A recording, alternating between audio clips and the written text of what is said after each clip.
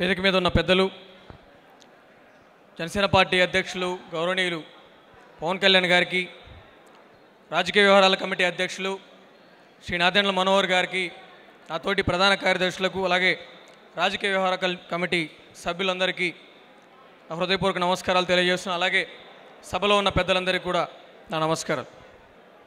ఈరోజు మనం ఒక స్వతంత్ర పోరాటాన్ని చేస్తూ ఉన్నాం. ఇది ఒక సంధికాలం. స్వతంత్ర పోరాటం అని ఎందుకు అంటున్నానంటే, భారతదేశాన్ని బ్రిటిష్ వాళ్ళు హస్తగతం చేసుకొని దేశాన్ని రకరకాలుగా ఛిద్రం చేస్తున్న పరిస్థితుల్లో వాళ్ళని ఈ దేశం నుంచి వెళ్ళగొట్టడానికి ఒక స్వాతంత్ర పోరాటం అనివార్యమైంది. 1950లో 75 ఏండ్ల క్రితం భారత రాజ్యాన్ని సార్వభౌమ సామ్యవాద లౌకిక గణతంత్ర ప్రజాస్వామ్య రాజ్యంగా మనం ప్రకటించుకొని ఒక రాజ్యాంగాన్ని ఏర్పాటు చేసుకొని ప్రజాస్వామ్య దేశంలో రాజ్యాంగం మీద ప్రమాణం చేసి ప్రజలకి మంచి చేస్తాం, ప్రజల్ని అభివృద్ధి పదంలో నడిపిస్తామని చెప్పి అధికారంలోకి వచ్చినటువంటి నాయకుల యొక్క కబంధ హస్తాల నుంచి, రాజకీయ కబంధ హస్తాల నుంచి రాష్ట్రాన్ని కాపాడుకునే ప్రయత్నంలో మనం మరొకసారి ఒక స్వాతంత్రోద్యమాన్ని చేస్తూ ఉన్నాం. రాష్ట్రంలో యువకులకి ఉద్యోగాలని చెప్పి మోసం చేశారు, మహిళల్ని కాపాడుతామని చెప్పి మోసం చేశారు, దళితులకు అండగా ఉంటామని చెప్పి మోసం చేశారు. వాళ్ళ మీద దాడులు జరుగుతున్నప్పుడు పట్టించుకోలేదు. మరి ఎవరి కోసం ఈ ప్రభుత్వం పనిచేస్తూ ఉంది? ఇటువంటి నిర్లక్ష్యపు ప్రభుత్వాన్ని,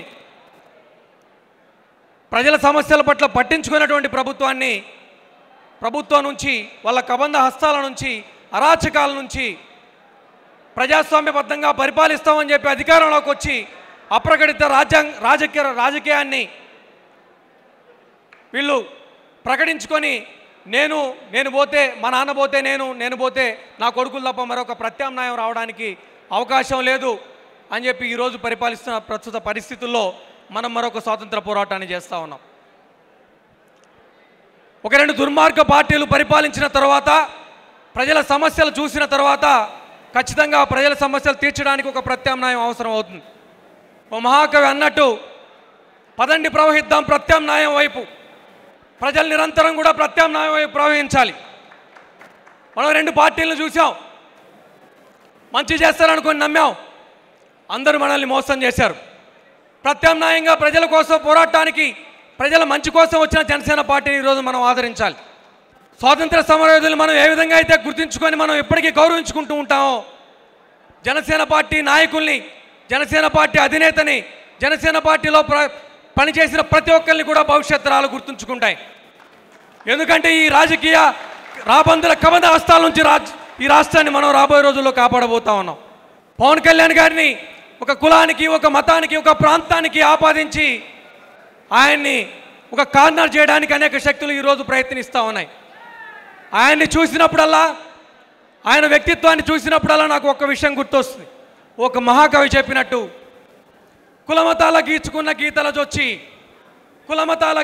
గీతల జొచ్చి పంజరాన కట్టుబడను నేను, నిఖిల లోకం ఎట్లు నిర్ణయించిన నాకు తిరుగులేదు, విశ్వనరుడు అంటేనని చెప్తాడు. Is an universal human being. ఆ విశ్వనరత్వం రావాలంటే ప్రజల సమస్యలు విని కరిగిపోయేటువంటి ఒక మనస్సు కావాలి. గత రాజకీయ పార్టీలు, గత ప్రభుత్వాలు ఏవి కూడా ప్రజల సమస్యల పట్ల కరిగిపోయినటువంటి పరిస్థితులు మనం చూడలేదు. నాదు కన్నీటి గాథ సమన్వయము చేయ ఆర్ద్ర హృదయము కూడా కొంత అవసరం అంటాడు మహాకవి. అంటే నా కన్నీటి గాథ చూసి, నా కన్నీటి కథ నీకు అర్థం అవ్వాలంటే ఆ సమస్య పట్ల చలించే హృదయం నీకు కావాలంటారు. గతంలో ఏ ప్రభుత్వాధినేతలకు కూడా హృదయం లేదు. జనసేన పార్టీ ఆవిర్భావం నుంచి ఎన్నికల్లో మనకి వ్యతిరేకంగా మళ్ళీ ప్రజా వ్యతిరేకత మనకి వచ్చినప్పటికీ కూడా సంఖ్యాపరంగా మనం ప్రజా సమస్యలు మనం అర్థం చేసుకుంటూనే ఉన్నాం. ప్రజా సమస్యల పట్ల మనం పోరాడుతూనే ఉంటాం.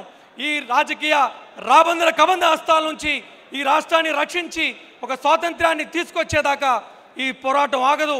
పవన్ కళ్యాణ్ గారి నేతృత్వంలో, పవన్ కళ్యాణ్ గారిని జనసేన పార్టీని అధికారంలో తీసుకొచ్చేంత వరకు ఈ పోరాటం కొనసాగుతూనే ఉంటుంది.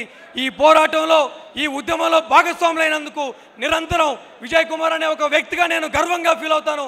మనం అందరం కూడా గర్వంగా ఫీల్ అవ్వాలని చెప్పి ఈ సందర్భంగా తెలియజేస్తూ ఈ అవకాశం ఇచ్చిన పెద్దలందరికీ కూడా హృదయపూర్వక నమస్కారాలు తెలియజేస్తూ సెలవు తీసుకున్నాను. నమస్కారం.